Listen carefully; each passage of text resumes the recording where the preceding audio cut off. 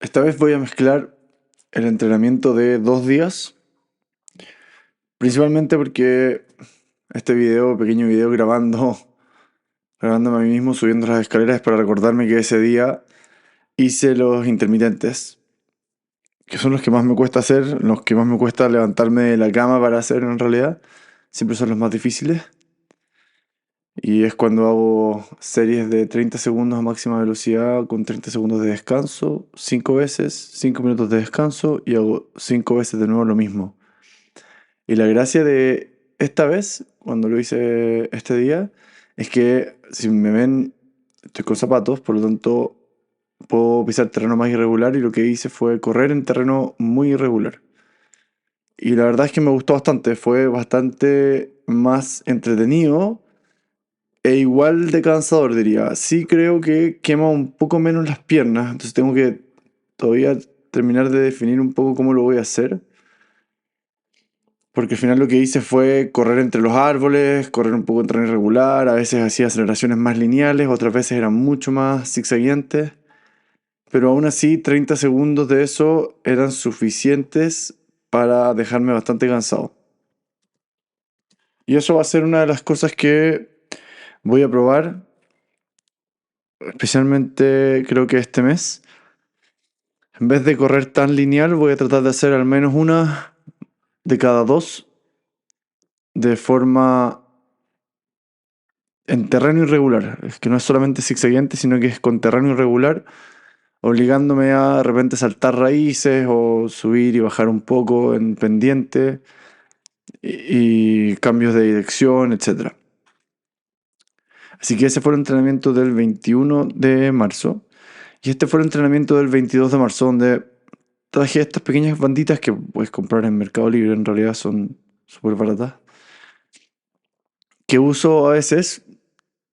Y la idea de esas es usarlas para abrir los dedos, por lo tanto, trabajar la musculatura extensora de los dedos, la musculatura que abre la mano, que es la contraria a la que uno usa cuando está haciendo barras y que si es que uno no trabaja al menos un poco, puede lesionar por descompensación y podría estar relacionado, a pesar de que no hay mucha evidencia clara al respecto, pero podría estar relacionado con la epicondilitis, que es este clásico codo de tenista, que da por hacer mucha fuerza en flexión. Y de hecho yo de repente siento ligeramente resentido los codos cuando hago barras, por lo tanto estoy tratando de volver a implementar estos ejercicios que simplemente consiste en abrir la mano contra ese elástico varias veces. No tiene mucha ciencia más que eso. Hay varias otras formas de hacer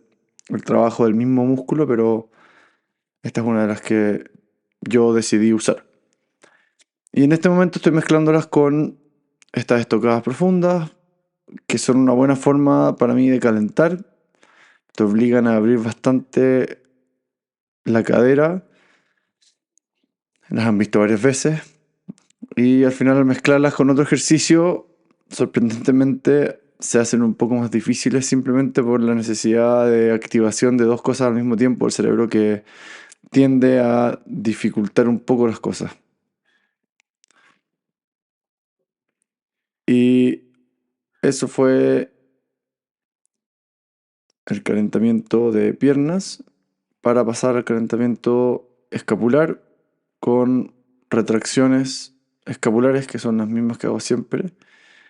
Y eso es algo importante de entender de cualquier tipo de entrenamiento que uno haga. Muchas veces la parte más difícil del entrenamiento es simplemente repetir patrones de movimiento varias veces seguidas, mantenerse haciendo la misma rutina.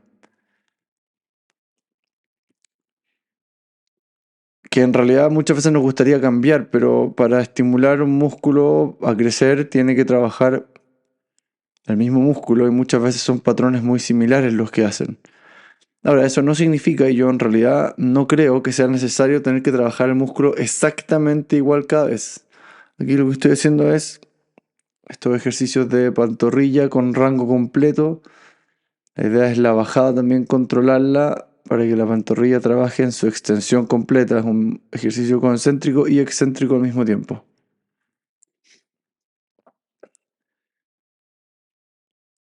Entonces, como decía, si es que uno no trabaja la musculatura de forma consistente, es imposible que mejore. Y eso es la clave de cualquier entrenamiento y en realidad cualquier proceso, creo yo, en la vida, que es la consistencia. Si uno no lo hace varias veces, no va a mejorar. Ni siquiera va a tener claro dónde se equivoca. De hecho, en el alto rendimiento, en la periodización y en los conceptos más técnicos del alto rendimiento, me acuerdo haber escuchado una vez a un argentino en una charla que plantea el problema de la siguiente forma.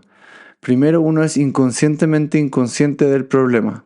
Esto llevado al rugby, por ejemplo, no saber dar un pase en velocidad o no saber patear los palos o no saber hacer cualquier cosa, pero es completamente transferible a cualquier otra área de la vida. Si, por ejemplo, yo estoy grabando estos videos, inicialmente voy a ser inconscientemente inconsciente de los errores que voy a tener, como por ejemplo el que ahora me preocupo de limpiar la cámara antes de grabar. Pequeñas cosas que son muy obvias, pero que al no haberlo hecho nunca, no las tenía en mente. Aquí lo que estoy haciendo es un isométrico de cuádriceps, empujando máxima fuerza, tratando de imaginar que me voy a llevar toda la estructura metálica hacia adelante. Entonces, si es que soy inconscientemente inconsciente, no tengo la capacidad ni siquiera de identificar mis errores. Después de eso, viene la fase, perdón, después de eso viene la fase de conscientemente ineficiente. Y no sé si dije inconscientemente ineficiente o inconscientemente inconsciente, ¿no? Pero inconscientemente ineficiente y ahora es conscientemente ineficiente. Entiendo mis errores, pero no tengo la capacidad de corregirlos. Ahí lo que hice en todo caso entre medio fue un salto simplemente para transferir un poquito de potencia a las piernas este día porque es un día que no voy a cargar más que esto las piernas y por lo tanto no quiero que sea un día solamente de ejercicios más bien musculares, sino que quería darle un pequeño estímulo a la parte elástica tendínea y a la musculatura más rápida.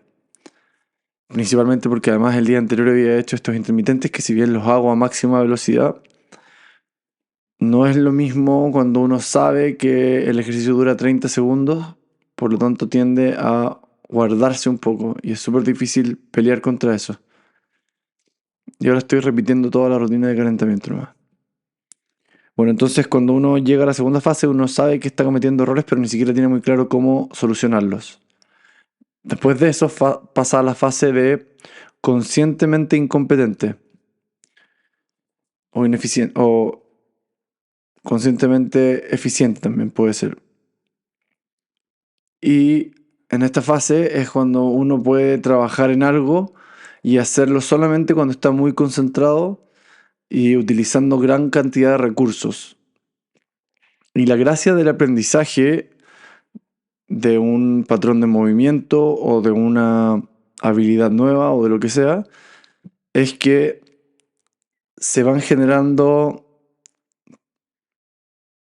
se va generando una estabilización de los patrones neuronales, aparentemente, que permiten que la próxima vez que haga el mismo movimiento o necesite la misma habilidad, va a ser más fácil que aquellas neuronas que ya están siendo utilizadas sean utilizadas nuevamente.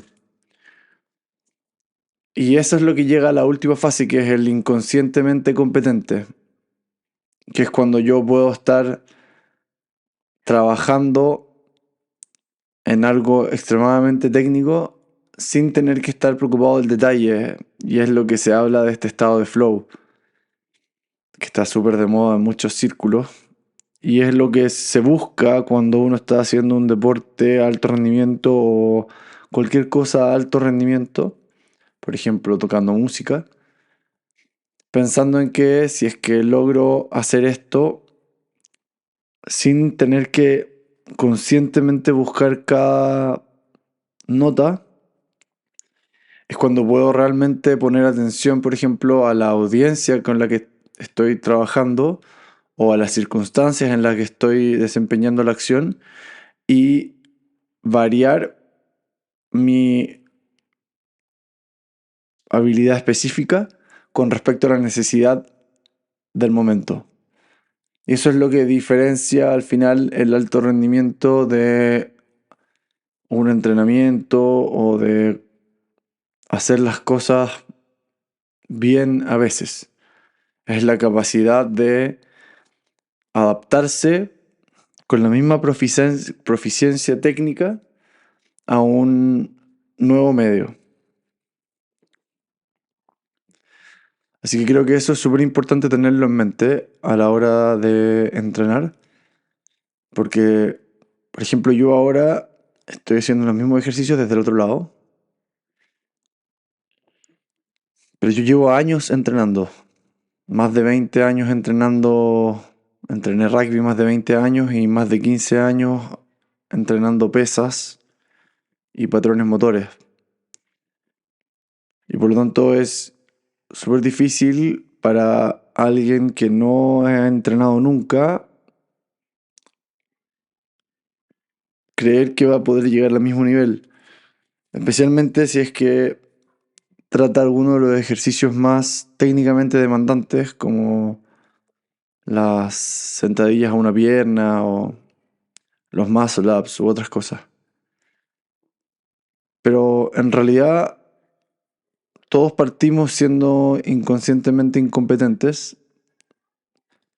y la gracia es que todos podemos llegar a ser inconscientemente competentes, que es el ciclo completo y que además es lo que nos permite empezar a buscar nuevos horizontes donde podamos ser inconscientemente incompetentes, aunque cada vez se empieza a reducir más el rango de habilidades a las que tendemos a exponernos, que son del orden de la inconsciencia completa.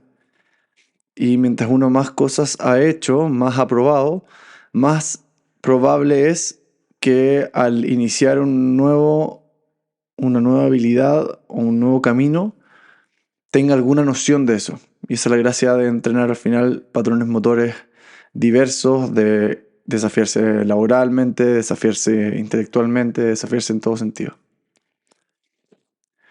Bueno, y en esta fase ahora del entrenamiento, lo que estoy buscando, y es una de las metas para mí para este año, es seguir con el pull-up a una mano y lo estoy alternando una vez por cada brazo por 3 veces, de forma de que cada estímulo tenga un poquito más de descanso entre sí y por lo tanto pueda accionar lo más que pueda la musculatura.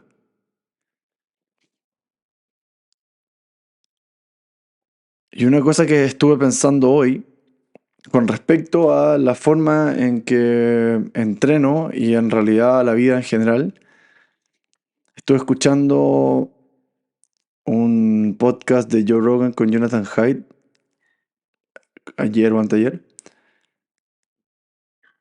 Y bueno, este es uno de los ejercicios más técnicamente demandantes, por ejemplo, que es la sentadilla a una pierna o pistol squat. Y de hecho a mí me sale mejor con la izquierda que con la derecha. Bueno, lo que hablaba Jonathan Haidt, y este es este se llama algo así como Dragonfly Squat en inglés, no tengo idea cómo se llama en español, pero la idea es hacer una sentadilla profunda cruzando la otra pierna por atrás. Y lo que hablaba en ese podcast entonces Jonathan Haidt con Joe Rogan era sobre esta nueva generación que está completamente ensimismada en las redes sociales y cómo eso ha afectado estos algoritmos con capacidad de ultra viralización, cómo han afectado la salud mental. y cómo también las decisiones tomadas en la pandemia afectaron la salud mental con mayor aislamiento social, mayor dependencia de las redes sociales. Y fue súper interesante escucharlo porque justo el fin de semana estuve con unos familiares que tienen hijos más jóvenes y vi específicamente cómo una de ellas se quedaba realmente pegada en TikTok durante horas. Y eso me hizo recordar que en realidad yo también pasé horas cuando chico en videojuegos y en otras cosas, y que todavía incluso de adulto me cuesta controlar el uso de las redes sociales. De hecho, paso por periodos en que simplemente elimino Instagram porque encuentro que es demasiado adictivo y juega demasiado con nuestros, nuestras necesidades mentales de ciertas recompensas. Entonces, escuchando a Alex Hormozzi una vez, él planteaba un concepto muy simple que es que la paciencia, la capacidad de esperar que algo ocurra, en realidad debería ser definida como la capacidad de hacer cualquier otra cosa que uno defina mientras espera que algo ocurra. Y eso me hace mucho sentido con la forma en que yo estoy tratando de entrenar, donde la idea es hacer estímulos de máxima intensidad o submáxima intensidad que son seguidos de pausas que son relativamente extendidas, mucho más largas de como yo entrenaba cuando joven, para que cada estímulo máximo sea realmente máximo o lo más parecido. Y en ese sentido, si yo me quedase simplemente parado después de cada repetición, esperando la siguiente, me aburriría mucho y probablemente esperaría menos tiempo del necesario. Sin embargo, parte de la forma en que yo entreno, y esa es la lógica que tiene esto, disculpen, parte de la forma en que yo entreno tiene que ver con que en ese intervalo que voy a estar esperando la siguiente serie, estoy haciendo otros ejercicios, aunque sean de baja intensidad, o a veces no tan baja intensidad como esto, pero usando otro grupo muscular, de forma que el tiempo de espera no se me haga tan largo y probablemente el rendimiento individual de cada repetición sería mejor si es que yo no hiciera estos ejercicios entre series. Pero en términos de la sostenibilidad del entrenamiento para mí es mucho más entretenido y mucho más interesante también pensar que hay ejercicios de apoyo, porque muchas veces son ejercicios de apoyo, o son ejercicios de lo que se llama como prevención de lesiones, que es la musculatura accesoria al ejercicio principal, voy a hacer en el entrenamiento dado y por lo tanto ese espacio de descanso lo ocupo con algo mucho más significativo. Aquí en el video no se nota tanto, pero a esta hora siempre están prendiendo los regadores en esta pequeña placita que me queda cerca de mi casa. Y ahora entonces yo me estoy mojando y eso es una de las gracias también de entrenar descalzo, que te hace completamente inocuo a que te prendan los regadores porque en realidad no me importa nada mojarme los pies. Sin embargo, si tuviera zapatos, sí me importaría y eso es parte de este concepto de antifragilidad, que al menos estoy eliminando una fragilidad, no estoy siendo realmente quizá antifrágil con simplemente no usar zapatos, aunque si es que lo empiezo a hacer más y más, especialmente esto de aprender a correr largas distancias descalzo, sí tiene un componente de antifragilidad que es muy interesante, pero al menos estoy eliminando la fragilidad de no querer que se me mojen los zapatos y por lo tanto no poder entrenar como me gustaría. Bueno, y ligando todo el concepto de hoy día, entonces, lo que está pasando y lo que Jonathan Haidt propone es que como las redes sociales nos tienen completamente cooptados en nuestra atención, el fenómeno se da que si es que hacen encuestas en adolescentes, la mayoría de ellos están en redes sociales porque todo el resto de la gente está en redes sociales y no quieren quedarse fuera de lo que sea que la mayoría está haciendo o conversando. Es un fenómeno meramente social. Pero cuando se les pregunta si es que creen que las redes sociales son positivas, la mayoría contesta que no, y la mayoría contesta que les gustaría poder salirse. Entonces él plantea que esto tiene que partir de unas ciertas políticas que son más bien familiares y algunas que son un poco más públicas, como por ejemplo los colegios libres de celulares. Y además que los papás decían que los hijos no tengan celulares hasta los 16 años o quizá un poco antes, pero hasta una edad mucho más cercana a la adultez, que los celulares que tengan los niños, si es que tienen que tener, sean celulares no inteligentes. Y una de las cosas que él plantea bastante es que tenemos que permitir que los niños tengan mucha más autonomía si es que les quitamos el celular, porque los tienen que volver a aprender a sociabilizar sin el celular y a tomar riesgos y resolver sus problemas de forma completamente autónoma. Y a mí una de las cosas que más me ha servido en este mismo sentido para dejar las redes sociales es, por ejemplo, este pequeño proyecto del experimento que me obliga a utilizar ese pequeño espacio libre que tengo para pensar en las ideas que quiero plantear o para grabar el audio de lo que quiero subir, para pasarme las imágenes del celular al computador. Son pequeñas cosas que utilizan ese tiempo muerto que antes era demasiado corto para yo plantearme hacer alguna actividad quizás más significativa, pero que en el acumulativo tiende a realmente ser largo. Y creo que eso es parte de las mismas herramientas que tenemos que, como sociedad, trabajar para poder defendernos de la adicción que provocan las redes sociales. Y por eso yo estoy tratando de trabajar videos que sean largos por sobre los videos muy cortos, a pesar de que eventualmente igual tengo que hacerlo simplemente por la necesidad de entender cómo trabajar con una mayor capacidad de llegada. O sea, mientras mejores videos pueda hacer, incluso si es que algunos son cortos, a más gente puedo llegar y por lo tanto puedo realmente tener mucho mejor feedback de lo que estoy haciendo, mejor impacto de lo que estoy haciendo y al final si uno realmente cree en lo que está haciendo, tiene que atreverse a buscar tener el mayor impacto posible y la mayor retroalimentación posible. Se ve aquí en el video, si uno se fija, que tengo las piernas mojadas por el riego, no lo había notado antes. Entonces, en definitiva, si uno quiere cortar un hábito, y esto tiene mucho que ver con el libro Hábitos Atómicos,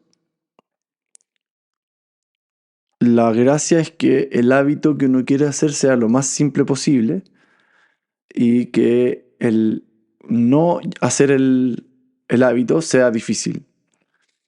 Y es súper difícil abstenerse de las redes sociales si es que uno no tiene nada más que hacer. O si es que lo que tiene que hacer es tan difícil o tan largo o algo tan poco agradable que es poco sensato creer que voy a poder mantenerlo cuando estoy con menos energía o con menos fuerza de voluntad. Eso les quería comentar hoy. Espero que a alguien le sirva. Hasta la próxima.